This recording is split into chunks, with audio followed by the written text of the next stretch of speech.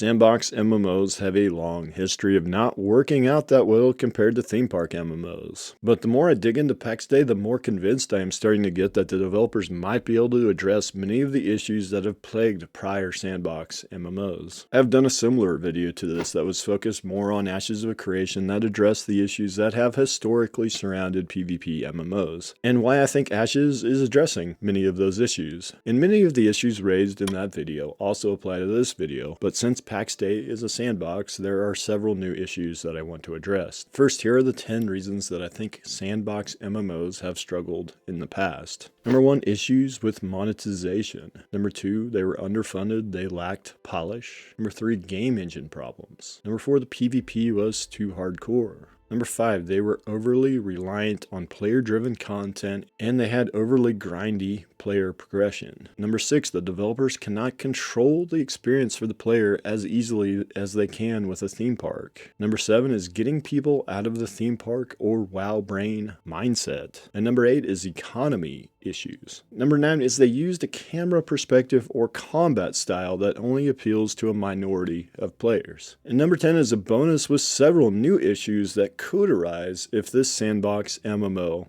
actually succeeds. So first, let's talk about monetization. The only statements we have heard from the devs are that they will not have pay to win or time skips. However, as this game is heavily based on EVE Online, there is the possibility of a Plex system, which is a way to purchase in-game items and currency in EVE Online. There's some debate as to whether or not Plex is pay to win. In my opinion, it might be a slight form of pay to win, but one that I would personally view as acceptable. It is somewhat akin to the WoW token in terms of being a milder form of pay to win. For what it is worth, this is the only developer comment on Plex that I could find, but as they say, it does not confirm or deny that they will have a Plex-like system in Pax Dei. The number 2 issue with many sandbox MMOs is that historically many of them were drastically underfunded and lacked polish. Many sandbox MMOs were not really AAA quality and were from brand new indie developers that did not have the resources or experience to make a high quality game. Pax Dei has both. They are a highly experienced team that has many years of experience making great sandbox MMOs. Many of them come from the most successful sandbox MMO of all time, EVE Online. And they have raised over $30 million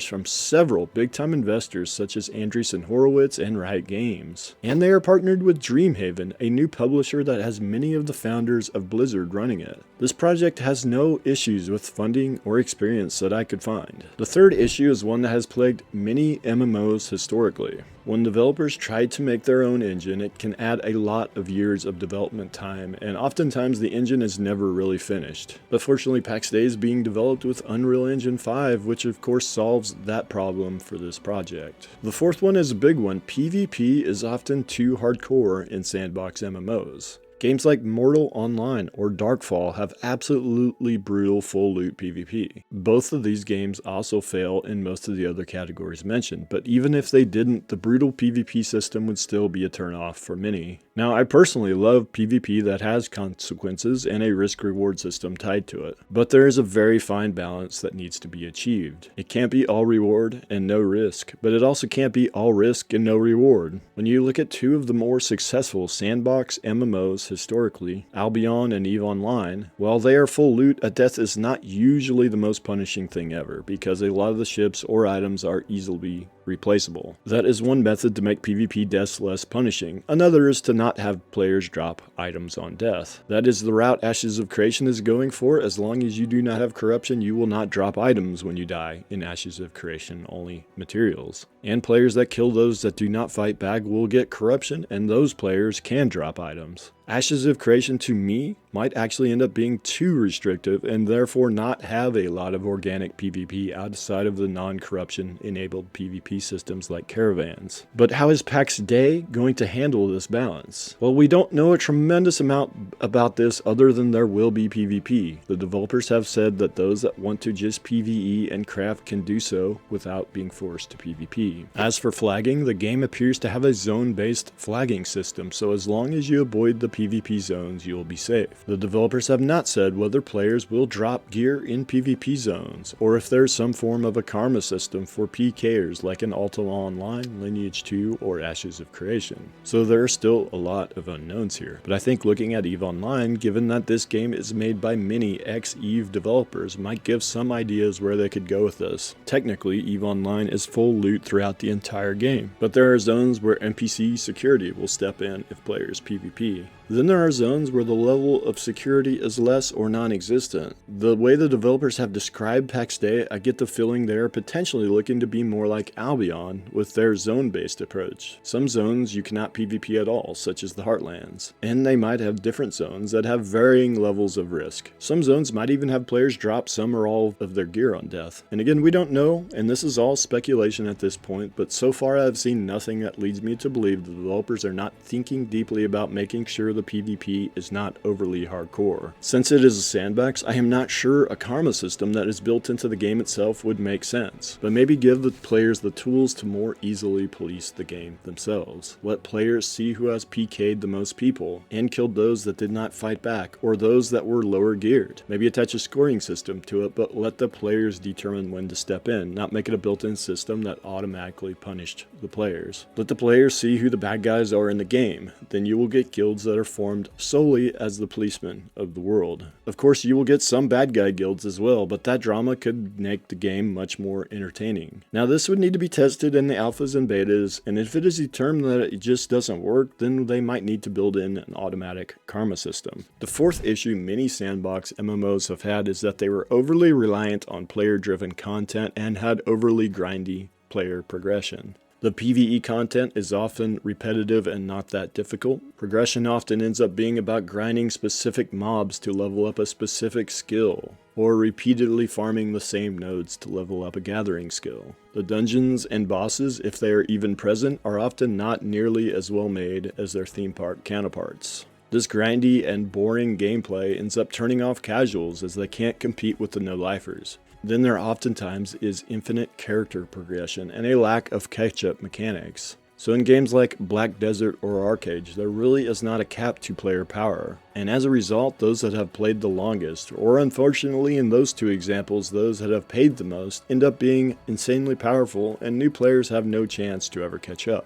In my opinion, there does at a minimum need to be some kind of soft caps to player power. And ideally, I would prefer there to be hard caps as well as soft caps, and give new players catch-up mechanics to level the playing field a bit. And in regards to being overly reliant on player-driven content, in MMOs there really is no such thing as a true 100% sandbox. Developers still make the enemy mobs, the gathering nodes, and any dungeons that might exist. Pax Dei is going to have dungeons and a lot of PvP content from what we have seen so far. But it needs to be good content with a lot of replayability. They are saying the dungeons will need to be done many times, which is fine, that is how theme parks operate as well.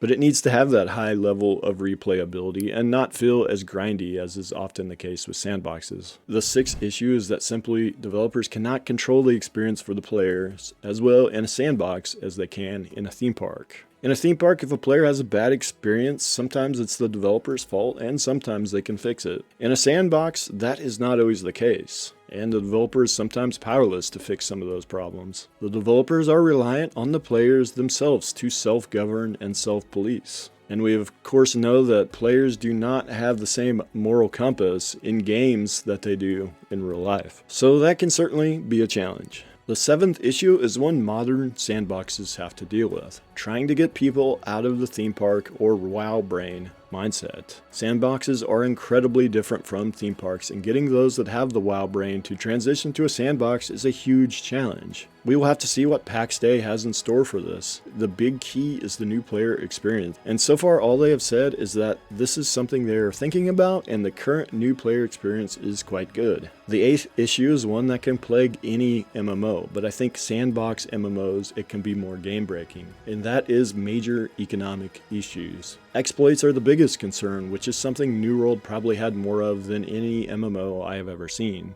but also just having a game design that is just not conducive to having a good, robust economy. Again, New World had some of the bigger failures I have ever seen from an MMO in this category. MMOs must have enough gold sinks to counter the constant inflationary pressure that comes from an economy that has a constant influx of gold from players farming in the world. Not controlling inflation can make the new player experience even worse, as new players simply can't afford anything in games with runaway inflation. The ninth issue is a fairly simple one. Looking at two of the more popular sandbox MMOs, EVE Online and Albion Online, Albion was built with mobile in mind, and the combat is fairly shallow as a result. And the isometric perspective is not one that tends to have as much appeal as a third-person perspective. EVE Online has similar issues, as the combat is not very good. In general, fantasy MMOs with a third-person perspective are your best chance typically to have a mass appeal style of MMO, which is what Pax Dei is going for. On top of all these concerns, there is a whole new set of concerns that could arise should the developers get all of the above correct, and the game is an initial success. First, the developers will now need to account for the meta mentality and how that can affect the game. Now, I am personally one of those that does tend to follow and even help form a meta in MMOs, but I also get where problems can arise from this. A lot of smaller sandboxes that are not popular do not have this problem simply because no major content creators make content for these games, and there's just not enough of a community surrounding it to make really detailed guides, websites, or wikis. So the mystery can still be there in those unpopular sandboxes. But if Pax Dei ends up being one of the few successful sandbox MMOs, it could run into the meta problem. And the biggest issue with a well-defined meta is that players will power through any developer-made content much faster. This means the developers have to either time gate certain things, which leads to new issues, especially when dealing with new player catch-up mechanics. Or the developers have to constantly add new content, which again can lead to issues when dealing with new players trying to catch up. Then further issues can arise from the game being an initial success, such as the overcrowding of servers, queue times, and if the big streamers are involved, you have a whole new set of issues. Streamers tend to bring their own community to a game instead of the sandbox intended method of a community forming within the game. This is also something the mega guilds that join a server can do. They can cause the natural community mechanisms within the game to not work the way they are intended. The community building becomes more of an automatic thing and not an organic in-game mechanism. This is not always bad, but in some cases it certainly can be. So that covers all the issues I personally think sandbox MMOs have had in the past, and how the Pax Dei team has said they will handle them, or how I think they might handle them. Let me know if I missed anything. Is there anything else that needs to be addressed for a successful sandbox MMO? And of course, we still have a lot of unanswered questions about Pax Dei, and it's no guarantee that it will be a success, but I definitely think it has a really good chance compared to a lot of its predecessors. And as I've said before, the more I learn about Pax Dei, the more excited I get about it, which is obviously a good thing. And that's definitely not always the case for every MMO with me. Thanks for watching. Consider subscribing if you have not, and if you liked the video, and I'll see you guys in the next one.